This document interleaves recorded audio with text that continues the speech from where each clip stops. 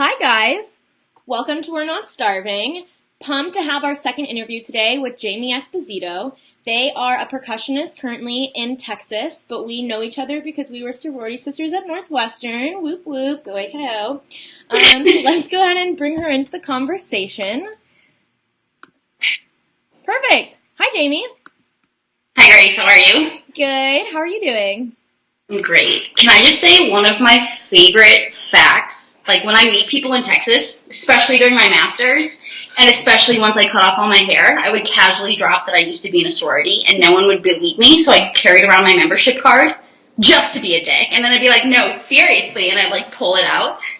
And they'd be like, no, you didn't. You did not. You were not in a sorority. And I'd be like, no, a real one, too, because a lot of people are in the music sorority. Mm-hmm. And I was like, no, like full-fledged, went to frat parties, like Thursdays, Mondays, like all of it. No one believes me. So I'm like, love it as a fun fact. Super great. So funny. No one ever believes I was in a sorority either, but...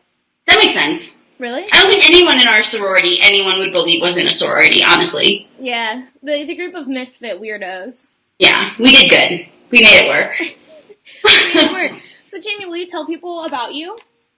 Yeah, so my name's Jaime. I'm originally from the northwest suburbs of Chicago. So I lived in a town called Palatine, Illinois, and it's pretty big. There were 2 high schools there, so it was pretty big. And then I moved to Texas for my master's, and I currently live in Denton, Texas. It's very north Texas. We're about 45 minutes from Oklahoma, and it's 45 minutes from Dallas, 45 minutes from Fort Worth, so it's a pretty big metroplex out here. So I've been living here going on my 5th year. Congratulations, that's so exciting. Does it start to feel like home, or do you still feel like your home's in the Midwest? I don't want it to feel like home. I think that's where I'm at. Why? Yeah. Oof. It's a great question. I think part of it, once I moved to Texas, and it took me a while to realize this, like I became an adult. Like I was still living a bougie kind of life in my undergrad where my parents were very supportive. I didn't have to work to pay for stuff. I had student loans, but like the actual 4 years wasn't too bad. And then as soon as I got here, I like made it a point to be like, Mom, Dad, please stop paying for stuff. Like I want to do this by myself. So I was like actually working close to full time. I had a full studio of about 30 students when I first moved here, which is about 20 hours a week, plus going to school, preparing for recitals and stuff like that. So I think I don't like being an adult because no one does. It's hard. And I associate that with Texas instead of just like getting older.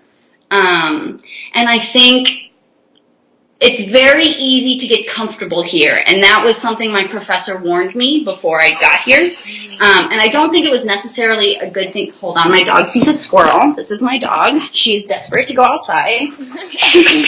So, it was warned that Texas is easy to get stuck at because there's so much money to be made here. I teach a private lesson studio of about, I just counted 55 students. Wow, which is a lot. Many. You can't have that anywhere else. Texas is the only place, and it's because the football scene is so huge here. And with football, the marching band scene is so important. The drum line needs to be so good, and it's like they pay you so much money to just be involved. So it's very easy to make a career here. But it stops you. The trade-off is I have so many students, so I don't have as much time to practice for like auditions and stuff like that. And we can elaborate more on that later. But it's hard to stay balanced and focused on what I want my end career to be when it's very easy to get comfortable, make enough money to live, and situations like that. So Texas is good, especially in the winters. But I feel like if I'm here for the rest of my life, I don't think I've accomplished what I initially wanted to accomplish. And maybe that's not a bad thing, but right now it's not what I want. Yeah, you brought up so many great issues. I want to stay towards the beginning for a second. Sure. So you moved to Texas to pursue your master's. Yes. And you're finished with your master's now. Yes. I took kind of 3 years. I've had some very fortunate experiences from coming here. So I ended up taking a semester off to go on tour with this group called the World Percussion Group. And we traveled around the United States for a month and performed at a bunch of, I think it was 13 different universities, and I got to present a clinic at all these schools, and I got to teach lessons at all these schools. But because it was a full month, I couldn't be in school. And so I ended up taking a semester off, doing that for the month, and then just teaching a bunch, and then took one more semester to finish in the fall. So it technically took me 2 full years, 4 semesters, but about 2.5 years to actually get my degree. And so 2 years is common for a master's? Yeah, I would say so, especially for a master's. Yeah, in the music world, they make it pretty easy for you to get in and get out. You just have very like baseline things, do this, do this, do this, and then you can leave. DMAs, which is a PhD of the arts, which a lot of musicians are getting these days because we can't get gigs, so we just continue school to try to get a gig, or people want to be college professors, and that's generally the way to sneak into that scene, but there are some exceptions. I can't remember your original question. Go ahead. Well, you answered it. My next Okay, great. You sort of already answered. Do you, so you feel like you need a master's in order to pursue music? At this point, I think it is, if you don't get a master's, generally people don't continue music, I would say. Why is that? I think part of it is it's very hard to be successful at that young of an age. Like, the goal for most musicians, I would say, or at least what our teachers tell us, and this is like a hard thing, I think, depending on where you go to school, a lot of people say that being an orchestral musician should be your end goal. Because it's a very stable degree. It's a lot of money. You get paid a lot of money to work a very little amount of time. So then they're like, this is your goal, this is your goal, this is your goal, and it's very unrealistic for a lot of people. It's like the way I tell people a lot when they're like, oh, why don't you try out for an orchestra? Like, it's that easy. You just show up and do it. And to explain that process, because most people don't know, I've taken 4 auditions now, I think, and a bunch of them were military, which makes it a little less stressful because it's an invite-based thing. So for one of my auditions, I was one of 6 that showed up, which was great because you only had to beat 5 more people. I lost, so I didn't beat anyone, but it makes it a little less scary because I took another audition where I was one of 75 that showed up. And so you end up practicing for about 3 months, I would say, 2 to 3 months, 4 to 6 hours a day, the same 20-second licks, and then you show up, and this was my last experience, actually, so it was like 3 months, felt confident, the best I was playing, I played fake auditions, we call them mock auditions, for a bunch of professionals around here. They were like, yeah, you're sounding good, maybe fix this, overall, it sounds really good, you should have a shot. Showed up. My audition was supposed to be, I had to get up at like 6 to be there. My audition was supposed to be at 8 o'clock. Didn't start playing or go to the warm-up room until 12:30. Yep, it was rough. Wow. 12:30. Yeah. And so went in, came out to take my audition. And so a lot of people have different ways they approach this. And this is the trick to winning an audition. It's how to control your energy when you go into the actual audition room. And so a lot of people take beta blockers. Do you know what those are? No, can you explain it? Yeah, beta blockers are a prescription, I'm pretty sure, pill, and it's to stop your adrenaline. So, it literally stops your adrenaline. So then when you walk into a room, almost always, and it sucks for percussion because you need your hands, and they usually ask you to play something first that's very soft.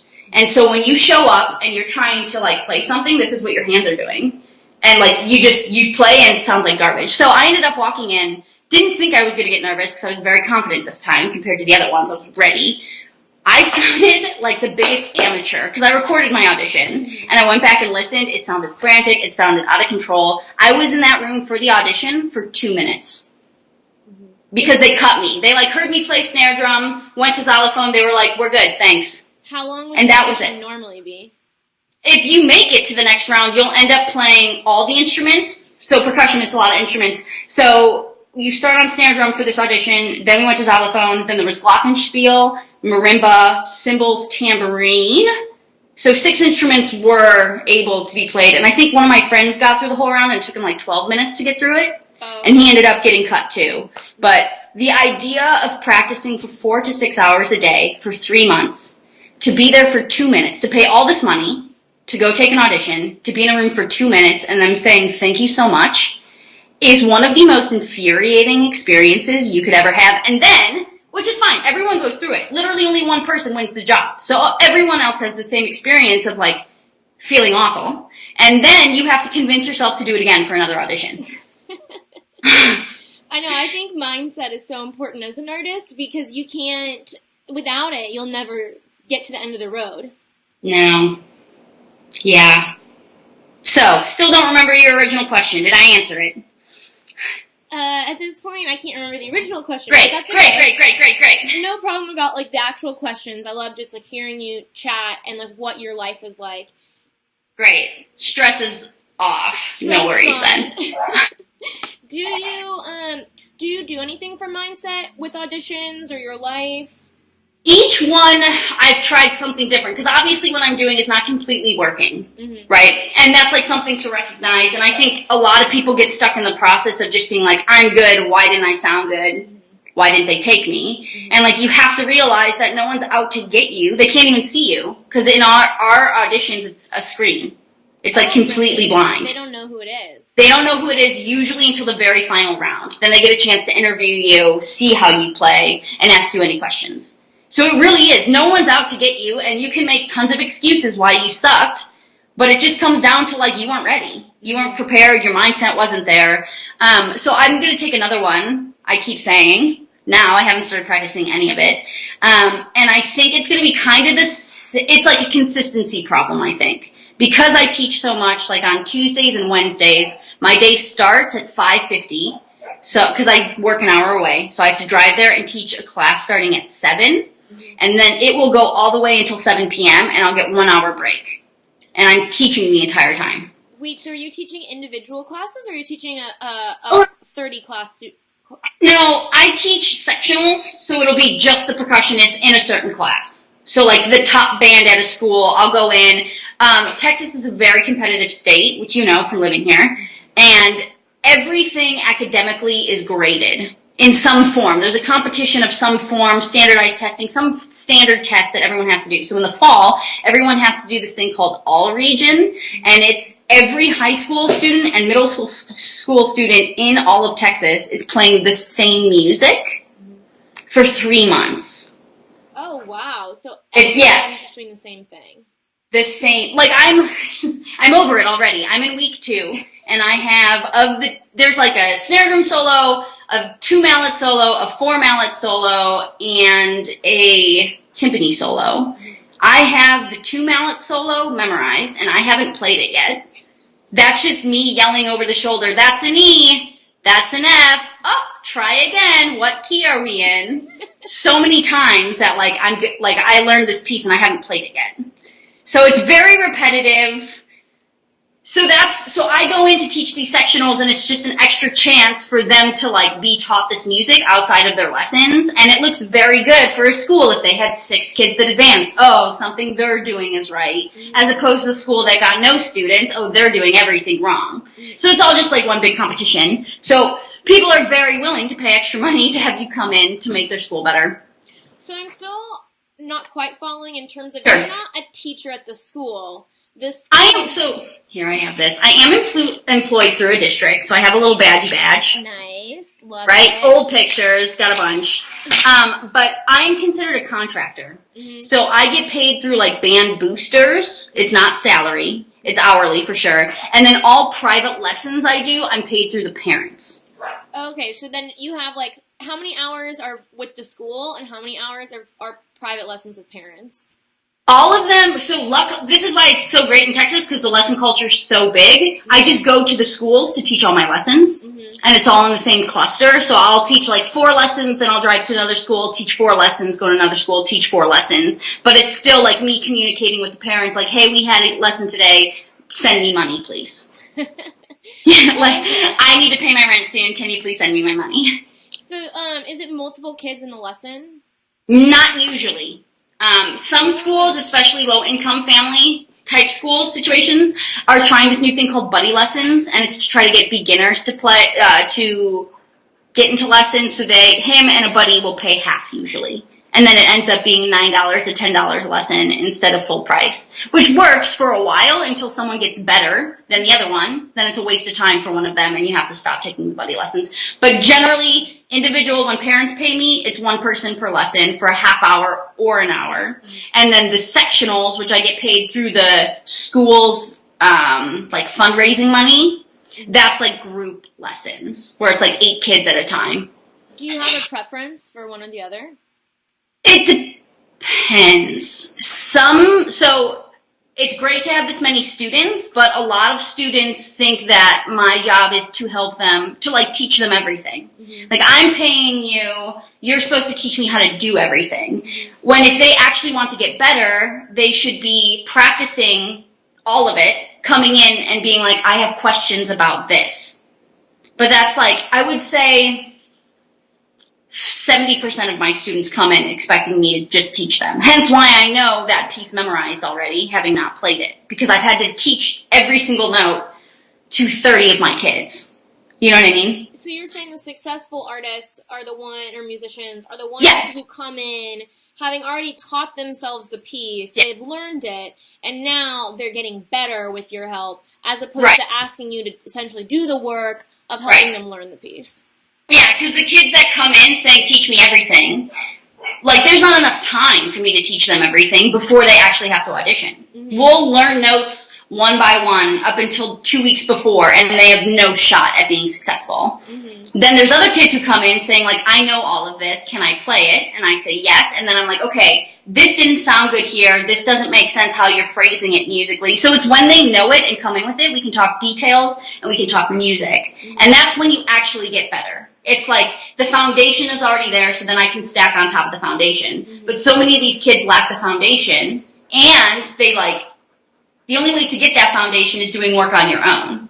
So when they don't lack that foundation and don't care about having that foundation, which is also fine, because a bunch of them don't want to go into music, they just want to pass band class, which I get. And like, if you want to give me money to help pass band class, I guess I can't be mad about that. But it's just a bummer that they don't see how much they're not getting out of it. But that's just a young thing. I think I wasted a lot of time in my undergrad not realizing that either. I don't know. I remember you rehearsing all the time. Constantly, but like, I remember having a conversation with someone. No, it's like the guy, like I went to school with this phenomenal percussionist. His name's Stephen White, and he ended up, after we graduated, he went to a great school, and he is now in the New York Lyric Opera. Oh, wow. Good for him. Huge paycheck, fantastic ensemble, like arguably one of the best. They sound absolutely great.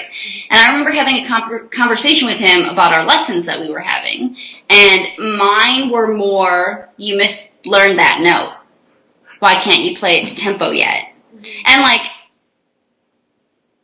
part of it is just where I started. I think I started behind a lot of people, so I had a lot to catch up, and so I was still playing catch up. But when I talked to him about what his lessons were, it was always talking about music. So it was that same situation where I think I wasted time in my undergrad not solidifying that foundation before I walked into my lesson each week. Mm-hmm. So I wasted time, or I didn't get everything I could have got out of my professor. Yeah. And that's how I feel now, and I didn't realize that until I started teaching. It's amazing how much I've learned from teaching, and once I realized that that's what my lessons were like going in, I was like, man, I missed out, because that lady is a genius, and it's just because, like, of where I was at, you know? So you're saying teaching has taught you a lot about your own music and how to grow as a musician? Oh, yeah, like, one thing that's made me a lot better from teaching is being a more musical player, because high schoolers generally don't know how to be musical, because it's a foreign concept. Like how, go ahead, sorry, I missed your question. What do you mean by that, how to be musical? Yeah, it's like a weird concept. So the idea of like, what little things can we do to keep someone engaged in our performance? So, if we play, percussion music is so repetitive, so if we just play like, I don't know any examples. I don't want to sing either. I'm a terrible singer. It's okay. Yeah. So if we're playing like a pattern that just goes like ba ba da ba ba ba da ba ba ba da ba ba ba da ba 4 times in a row, no one's gonna want to listen to that. Mm-hmm.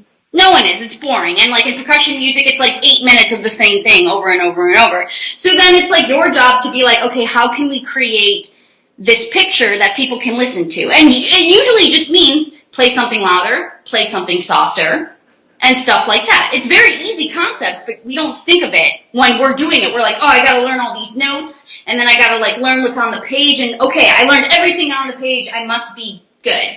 And that's like not the case. It's like after you learn everything on the page, how do you make it yours? And so high school kids don't know how to do that yet. And that's fine because they're young and they probably haven't listened to enough music. So then I have to do it because that is my job at this point. And that's like what I love doing. Like, oh, let's try all these different ways to make this sound good. And from doing that, where I had to like help them come up with, wow, this is going to sound great, I'm able to bring it back to my music and ask myself the same questions. And before I didn't, because I was the same, where I went with it learned, and my teacher would be like, oh, you have to do this here, you have to do this here, and then it's going to sound more musical. So I'm like becoming my own teacher, which is annoying because that's what they tell you to do. Like freshman year, like how do you get really good? You become your own teacher. I've known the answer for a long time. It's just taken me a long time to get there and figure it out. I always feel frustrated about that too, because I think it, like you were saying, Texas has made you into an adult. And I feel like when you become an adult, you realize that there was like this great advice that you've always had, but you had to come to it on your own terms, as opposed to like you weren't able to internalize it when you first got it. But if you had, you would feel so much further along, or maybe you would actually be, you'd be at a different place than you are today. No, I know. Whoops. Well, at least you know now. Yeah, we're working on it, one step at a time. Working on it. Can you talk about your schedule? So you mentioned that on Tuesdays and Thursdays you have an over 12-hour day of teaching. What do you do the rest of the week? No, it's a disaster. So school just started, so we're still like trying to figure it out. And I was out to lunch with my buddy today. That's the benefit of teaching. I can make my own schedule. So like today I teach for 3 hours. Happy Friday to me. Right now, I don't teach at all on Mondays. And part of the reason I do that, so on Tuesdays and Wednesdays, it's the 7 a.m. till Tuesday, Wednesdays, and Thursdays is going to be, I just haven't gotten my lesson students figured out on Thursday yet. It's going to be very early to later. And part of the reason I only want to do those 3 days is because where I work is 50 miles away. Oh, how come it's so far? Because everywhere's far in Texas.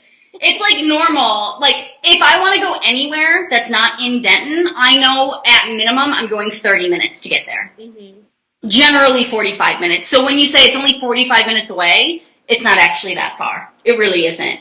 Go ahead. Why do you live in Denton? Why don't you live closer to the schools? Oh God, that's like such a good question.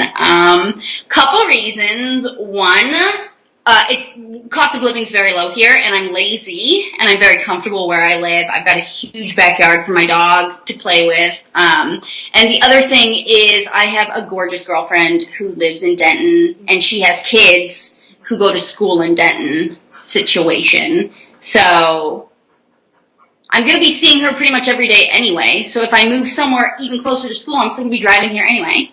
So, yeah, for your just personal life, it's better. Yeah, it makes sense to stay here. But our goal is to move somewhere a little more middle ground to make it just less driving. Because this is insane. I've had to get new tires twice since moving to Texas. And I moved here with 30,000 miles on my car. I'm at 10,000 miles. Okay, so you're driving in 4 years. A ton. It's a lot. It's a lot of driving. So anyway, that's my Tuesday, Wednesday, Thursday, and it's just to save miles. I would rather just hate myself for 3 days and have 5 days off essentially. So then on Mondays, I just got a new job teaching adjunct at this college called North Central Texas College, NCTC. So I'm going to be teaching a couple students there, and I kept that day free just to figure that out because I didn't know. And then Fridays are my kind of makeup day. So if Monday gets canceled or if something happens, the bummer of being an adjunct is most of my money is made on Tuesday and Wednesday. So or it's not adjunct, being a freelancer. So if I get sick on a Tuesday, I'm screwed. Okay, yeah. That's almost $200 that I'm not going to get back. So if I have a day that's in flux, I can move it. Be like, no worries, we're going to make up your lesson on Monday next week, and I'll be there on Wednesday. So it's really a safety net for me more so than filling up my schedule and teaching. And if I'm trying to take auditions, I do need some days to make sure I'm actually practicing. So how often are you auditioning, and then let's start with that. How often are you auditioning? It kind of just depends on the year. Recently, like in the last 3 years, there's been tons of percussion auditions open, especially in the military scene, because people are retiring. It's like, for some reason, it's like everyone's old now in the Army, in the Navy, and stuff like that. So they're done, and a fresh crop is just popping up for people to audition. So there's been like 4 auditions for the military in the last 3 years. That's a lot. On top of that, there's regional auditions, big auditions. I would say, for my own sanity, I would take at max 3 auditions a year. Oh, really? So not a lot of auditions? No, because it takes about 3 months in total to do them. And then some people stack them. Like, if auditions are, like, right by each other and the rep's pretty similar, they'll do both. Mm-hmm. But it's, like, it's really, like, I don't know. Mental health-wise, I don't think I could do more than 3. Yeah, you just wouldn't have the time and energy and Mostly the energy. And, like, one thing I learned after the last unsuccessful audition I had was, and I think this is for a lot of artists, you base your self-worth on, like, how successful you are, like, at that one thing. And it's like, well, if I was good, then this wouldn't have happened. And it's so hard to curb that. And I think part of that is because in undergrad, it is your self-worth, because you're getting grades. Mm-hmm. You know what I mean? Like, oh, you're doing well at this, you get the A. Good for you. You're not doing well at this, you get the B. And, like, being an artist is so personal. Mm-hmm. And then you keep going with it, and it's hard to separate. And for a while, I had a hard time separating, like, bad musicians from good people. Mm-hmm.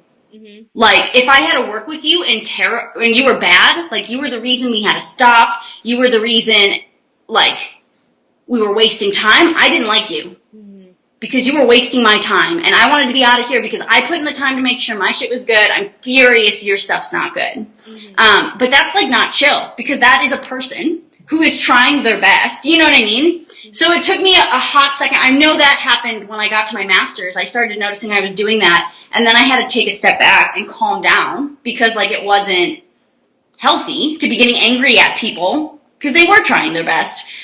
So that was, like, a hard shift to just separate, like, this is their musician selves, and this is them as a person, and hanging out with them is fine. You don't want to work with them, that's fine. You don't have to, but you can still be nice to them, because they didn't do anything wrong. You know?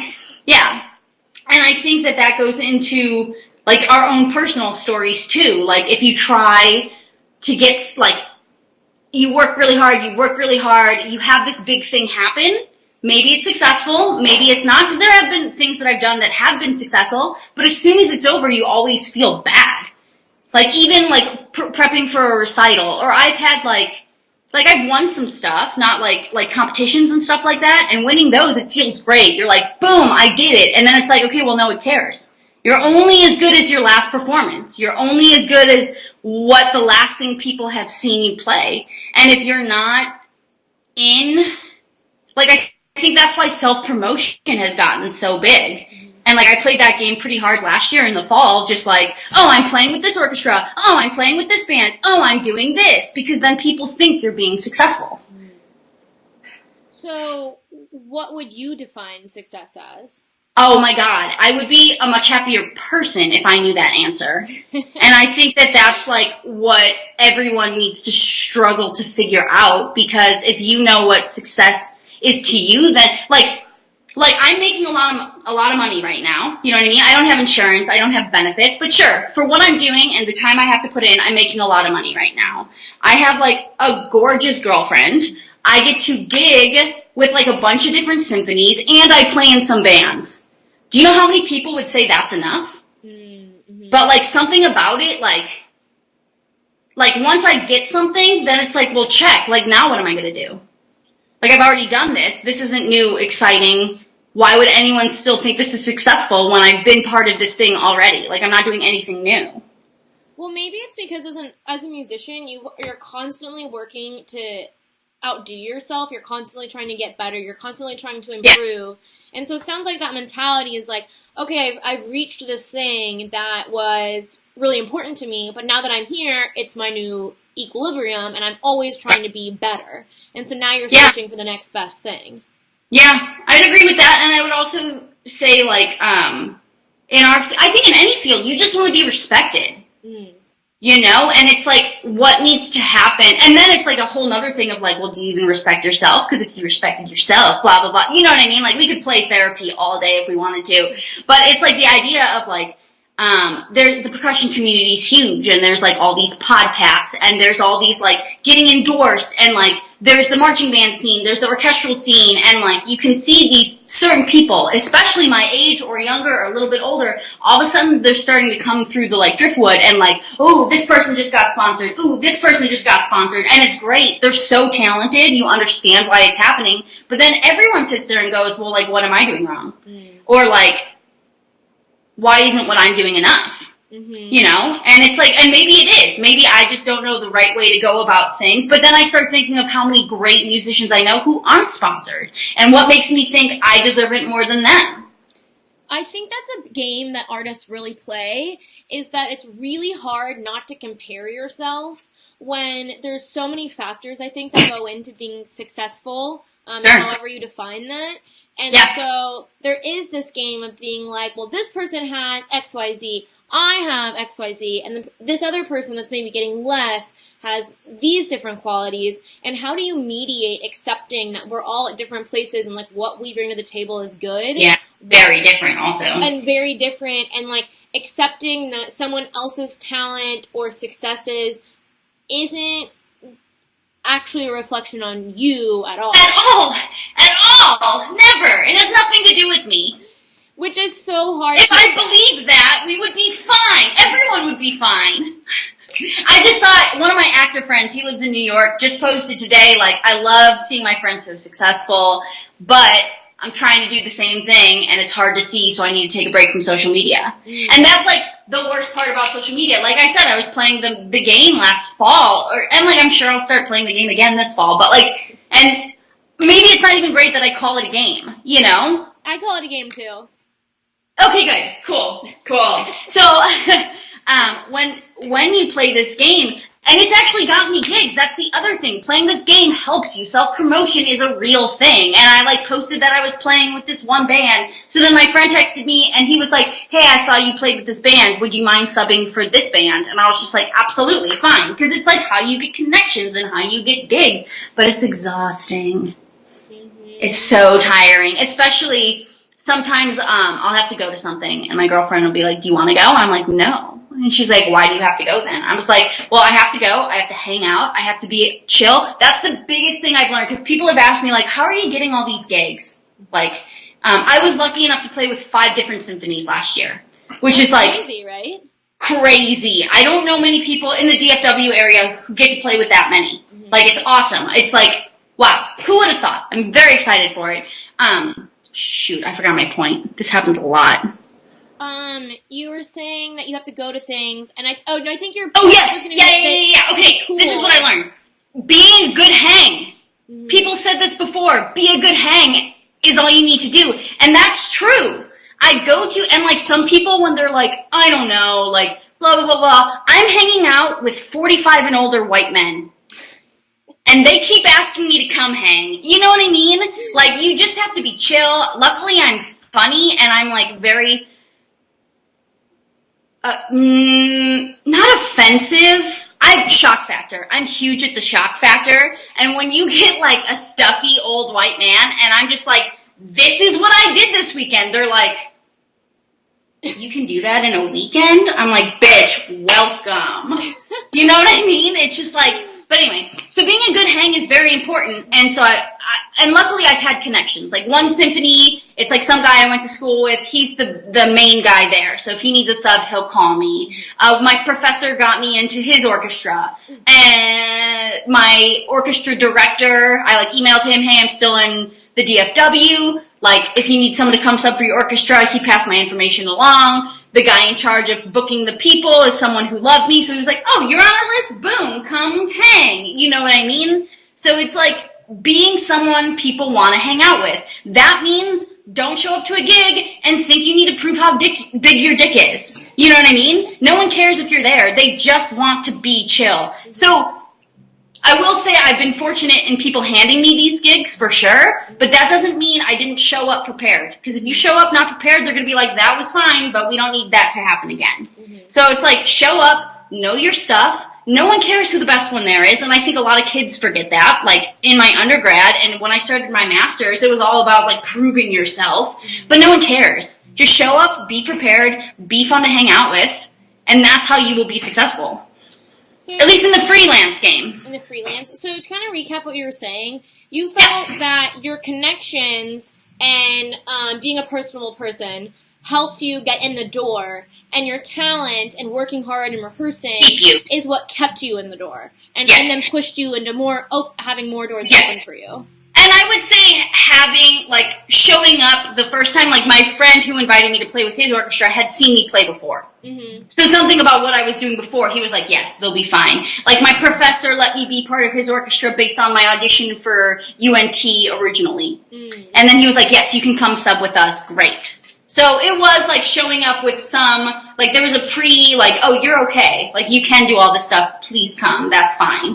But then like keeping it is a harder thing too, because I've been like accidentally bumping people who have been regulars. Oh. And I'm not saying by any means I'm better than anyone whose job I'm now doing more regularly than them. It's literally just being a hang. This is hard. You can't say no. It's really hard for anything. You can't say no to gigs.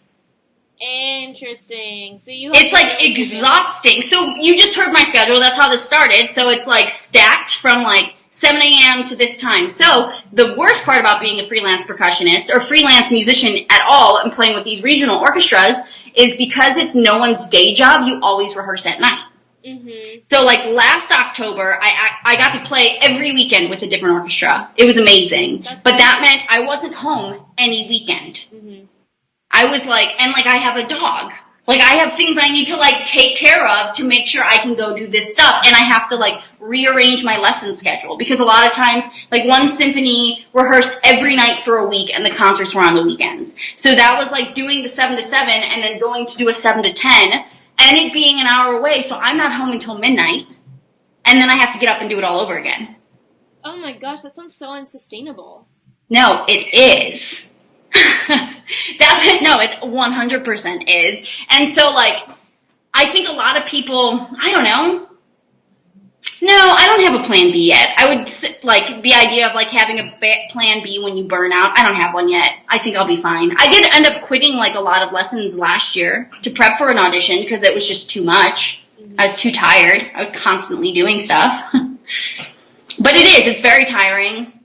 And it's hard. Like, people, I don't think, realize how draining lessons are. Because it's, like, 25 minutes of, like, pure attention. Because, like, I've gotten lazy before, and especially if a kid doesn't come prepared and I have to just say, do it again, I definitely will get on my phone. I don't know many people who wouldn't, because it's, like, just as exhausting to sit there and be angry about this kid not doing anything all week as it is to sit there and be like, okay, let's try it again, let's be happy about it type of thing. So you have to, and me as a person, I like having high energy when I teach because I think it gets better results. Like middle schoolers love me because I'm so high energy and young kids react to that. But having that energy for, like when I teach 15 students in a day for 8 hours straight, it's a lot. Exhausting. It's a lot. Yeah. And I think people don't often realize how exhausting it is because technically, if you say I have 55 students, that technically only means I'm working like 27 hours a week. But that doesn't count the time I wait around for class periods to start. It doesn't count the commute to get to any of these places, So a lot of extra time goes into it that people often don't realize when they're like, you make so much money for like how little you have to work. It's like, well, there's a lot more to it than just showing up, grabbing the $20 and leaving. So that kind of like segues nicely into what are you hungry for? Do you want to talk about that? Well, I'm So, like, a couple things. One, I'm hungry for feeling that success. And I think for me, part of that would be winning a job. Mm-hmm. I think, like, one thing I really, really want, and maybe it'll never happen, is my undergrad always posts when someone wins a job. Mm.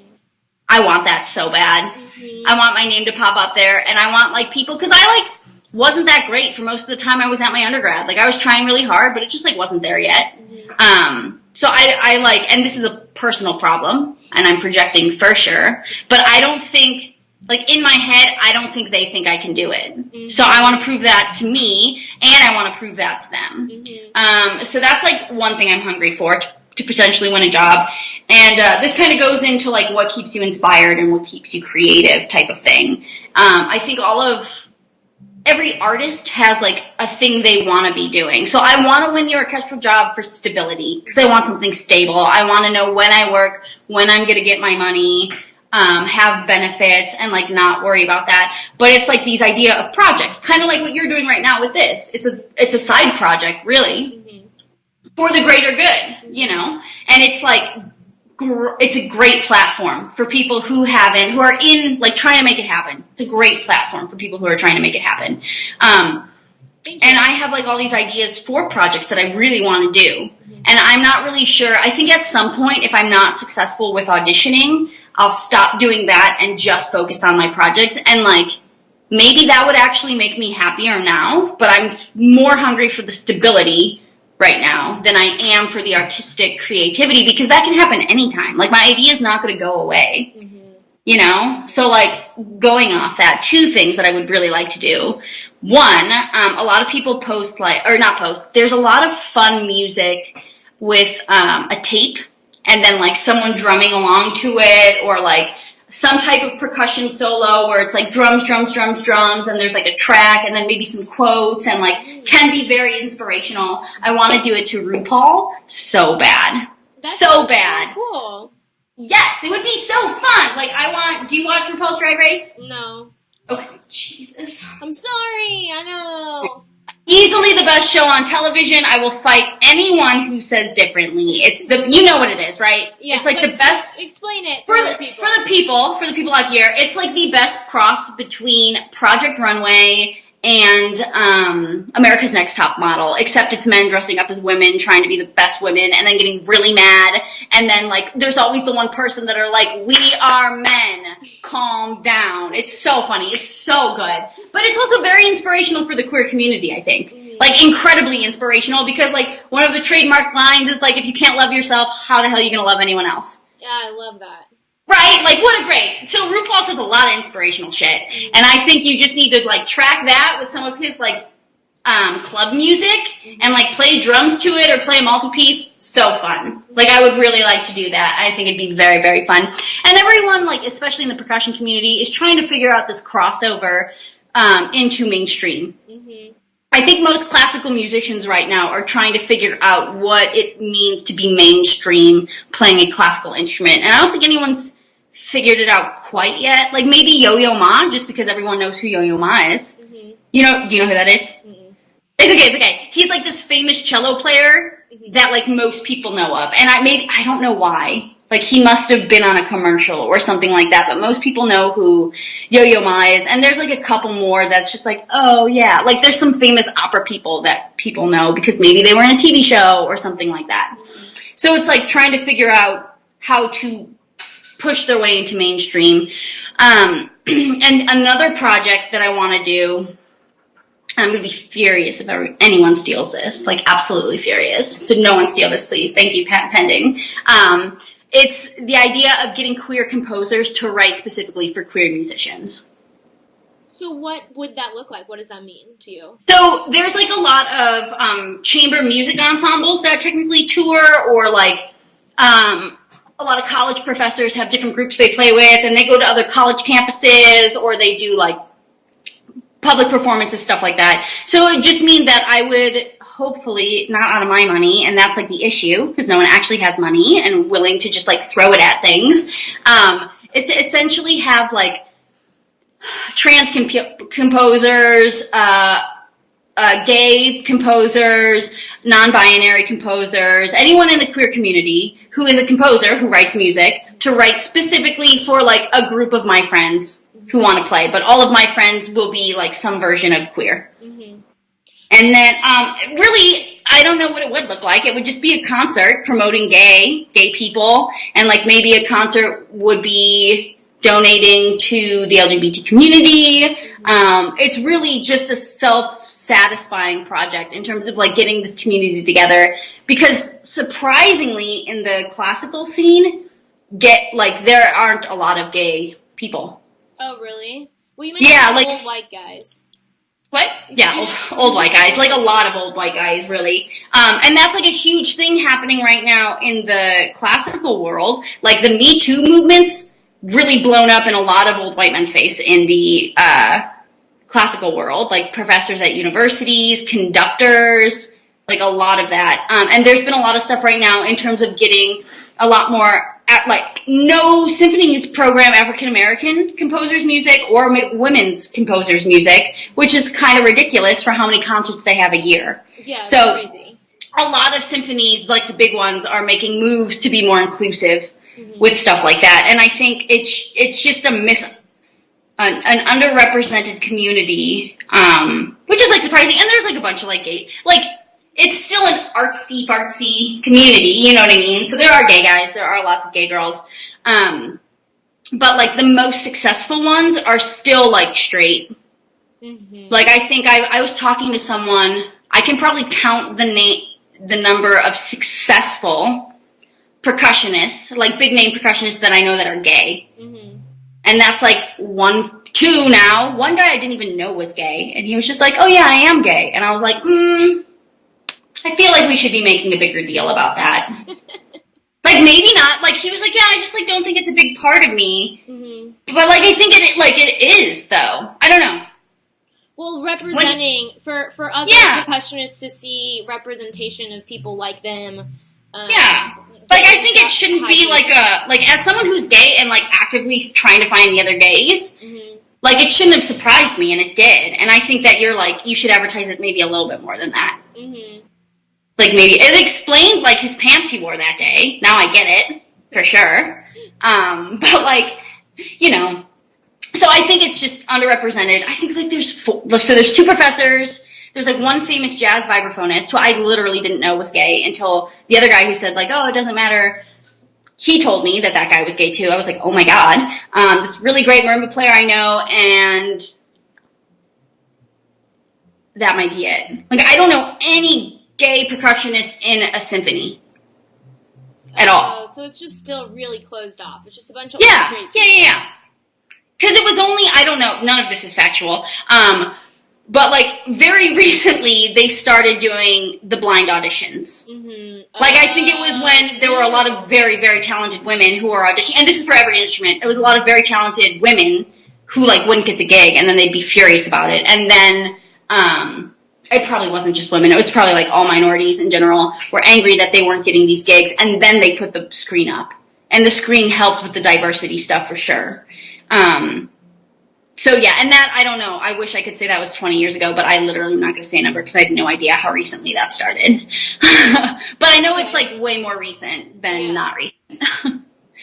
So yeah, so that's why I would want to do something that specifically promotes the queer community, just because I don't think it happens very often. Mm-hmm. It's still a little closed off. Yeah, and I don't think, and that's like the hard thing, because I thought about writing grants for it and stuff like that, but I don't have, it's hard to say why should anyone care. That's like the biggest thing. Like, who cares about gay people doing a concert? Why does it matter that they're gay? Like, why do we need to highlight that they're gay and doing a concert? It's like, well, why not? Yeah. You know? It's like, I don't know. Because I'm on a committee, too, for my percussion community, and it's the LGBTQA. So it's just the queer section of the diversity committee for Percussion Art Society. And we had, like, to say, or as the point person for it was like come up with some goals. So last year I like wrote this article featuring one of my friends who is a gay percussionist, and he like started his own like foundation. So he's got like a camp that happens. He's got a professional quartet that goes on tour. He's got like, it's been 6 years, 7 years he's been making this happen, and finally it's seeing some success. And like, it's really cool. He's really good. The ensemble's really good. So I wrote an article about it to get published in this magazine with the intent specifically of it being a gay feature. And it ended up like anything gay about it got taken out. Oh, by the editors? Yeah, it was just the guy who was in charge of the magazine. It's an electronic magazine. And I remember being like, well, like, I didn't want to exclusively say he was gay in it. That wasn't my point. I just wanted the top of the page to be like, LGBTQ feature. So just so we know he's gay, but it doesn't highlight anything that he's doing. Because he's not being successful because he's gay. He's successful because everything he's doing. It's also a fun fact that he is gay and because people don't understand. Like, especially him, like, this guy, when he was telling me, like, all this, the feelings he had with being gay, because he's even older, going through the system, being gay, and, like, I don't think people get what it means, like, being gay is hard. Navigating life as a gay person is hard, and, like, trying to find success in a community that, like, is statistically a white straight male makes it harder, because it's just like, oh, well, he's flamboyant, we don't want him at this gig. And I feel like specifically, I've talked to more gay percussionists who feel judged by their colleagues than I ever have. But that also could just be my personality, and I'm just ignoring it on purpose, you know what I mean? So I, like, tried to make this feature, and then there was a whole debacle, too, because I sent him my bio for the end of it, and it's all they, them pronouns. And he was like, is there a reason you made it plural? Can I change it back to she's? And it's just like, why the fuck are you asking me that? Yeah. Like, you know what I mean? Like, if I wanted it to be she, I would have said she. Like, obviously I didn't make a mistake every time I said my pronoun. Like, seems a little bizarre that I would be so bad at grammar that I said a plural one instead of she every time I wrote it. Yeah. And so he was just like, oh, well, can we change it back? And I said, no.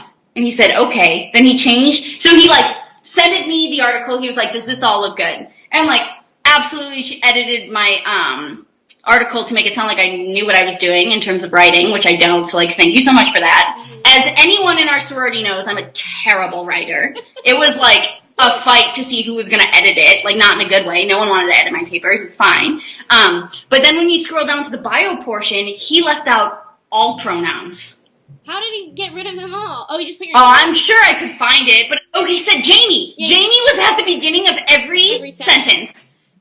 Oh, man, that's so weird. So I, like, sent a message back, and at this point, I was trying to get the president of the diversity person involved, too, and I was like, can you please change it back? Like, and I told him, I didn't write this article. Like, no one cares. No one cares about this, like, a little bit. People care about the magazine. Maybe they'll read through it, but no one actually cares, you know?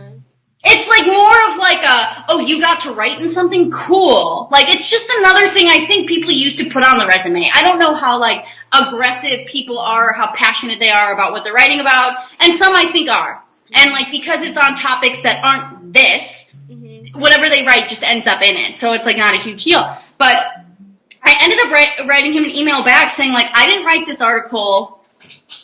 Like, it's for the one gay kid that's going to read this and say, like, look at this gay guy doing something cool. Look at this non-binary person who wrote this article. That's who this is for. It's not for the people my age, because they don't care. They're trying to do their own thing anyway. They're not looking at, like, ooh, what's going on with this group? Let me read every detail here and see how successful it is. And, like, most people don't read things unless they figure out, and again, I could be projecting all of this. I feel like most people don't read things unless it's, like, a way for them to get involved.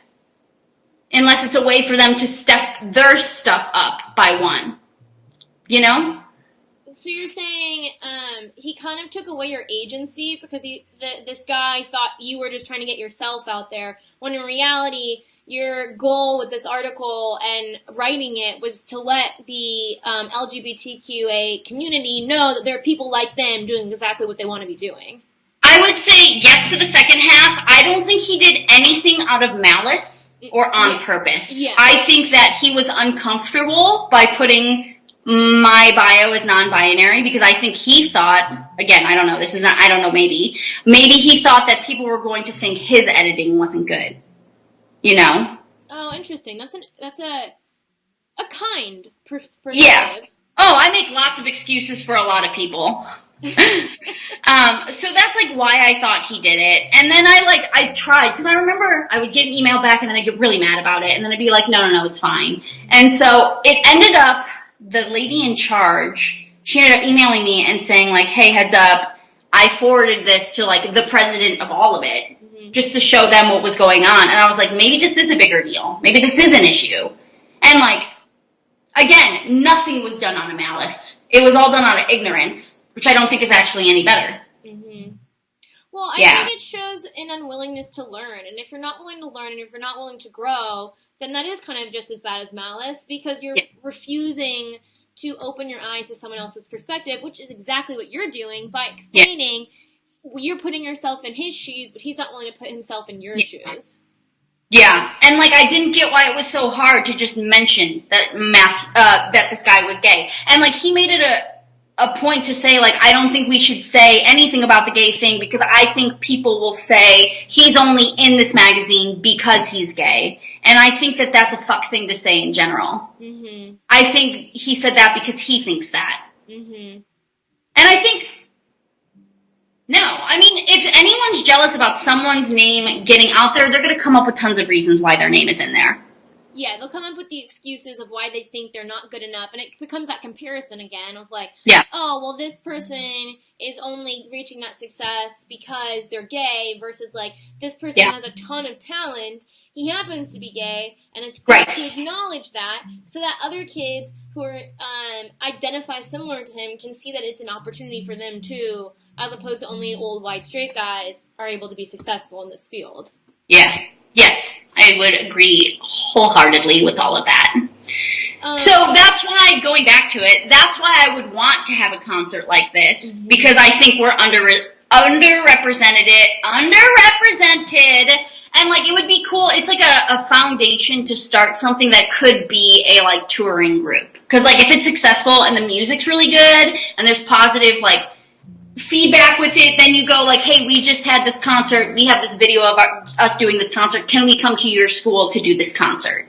Yeah, that would be so awesome. And then you'd be able to spread the message that people who look just like you can be just as successful as you know, the current standard of the old white guy. Yeah. And I think that's like actually the trick, and I think everyone says this too to artists, you have to create your own job. And I think this is like, in terms of, quote, creating my own job, this would be something that I would be very excited to do. One of my friends, Rachel Taylor, just started this amazing new program. It's called Girls March, and it's specifically girls who want to be in drumline can come to this camp. That's just all successful females. Like, it's a very successful staff who has been the best of the best in the marching community, coming to teach these girls who also want to be very good without the judgment of like, oh, I'm not as good as the boys, or like the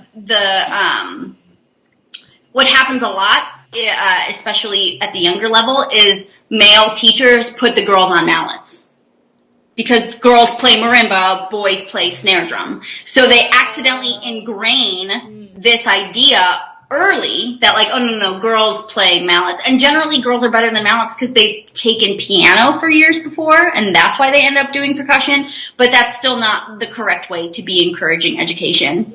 So like this program she just started is so cool because it's specifically for girls to come and just drum without like any judgment and like no one to compete against of the opposite gender, and just like, because they had girls, I remember, maybe she posted about it, or I don't know if I was talking to her about it, but a girl was like, yeah, I never wanted to try, in drumline there's bass drum, snare drum, and quads. Quads are 4 drums in front of you. 5, maybe 6. Depends on the drums you have. But at least 5, maybe 6 drums. And a lot of girls, it's very heavy. It's very big. Very few girls have marched this. And the professional version of marching band is called DCI, Drum Corps International, and I think you can actually count the number of girls who have marched quads or tenors, as they call it. It's very few. So it was like cool to see this one little girl saying she never wanted to try quads at the school because like she knew the guys were going to judge her, and she had the opportunity at this camp to just do it and like feel good about it and like learn something without judgment. So it's like a really cool thing that she did. And when she did that, I was just like, this is what people are talking about by like creating your own jobs, and like that's going to be a super successful thing, I think. And it's like incredible that she made it happen. Yeah, that's so awesome. And it's like taking your own passion and coupling it with your creativity to create something inspiring for others. Yeah. It's good.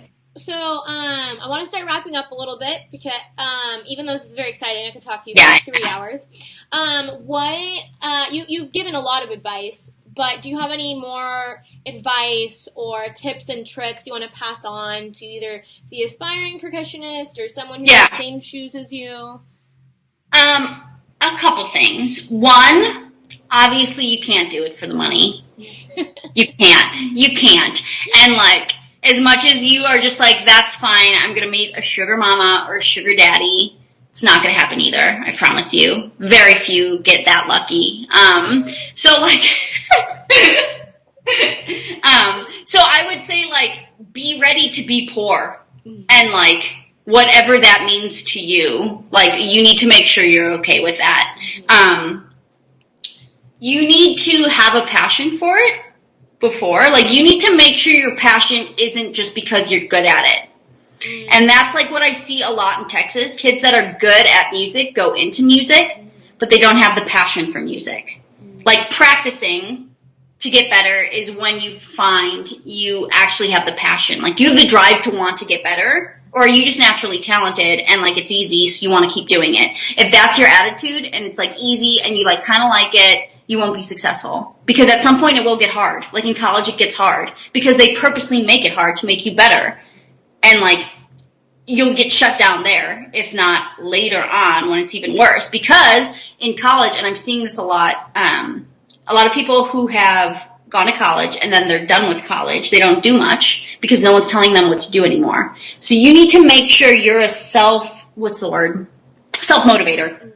Like, you have to be able to self-motivate yourself. There is no reward for me for practicing 4 to 6 hours a day. My reward has been losing auditions. You know what I mean? So, like, either make small goals for yourself or, like, small prizes. Like, I'm going to practice 20 hours this week, and then I'm going to go get brunch on Sunday. Like, whatever you need to do to make sure you're balancing the reward is very important.